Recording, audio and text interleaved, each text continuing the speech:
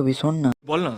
এই শোন না, ঘুড়ি আর শুটার ব্যাপারটা আমার মা বাবাকে বল না প্লিজ, প্লিজ বল ভাই। শালা তুই ঘুড়ি ওড়াতে পারিস না, দিয়ে ওর আগে ঘুড়ি ওড়াটা শেখ, আরো কয়েকদিন ছোটে ছোটে মাঠে ঘুড়িটা ওড়া, তারপর না হয় তোর মা বাবাকে বলবো ঘুড়ি ছোটা কিনে দিতে।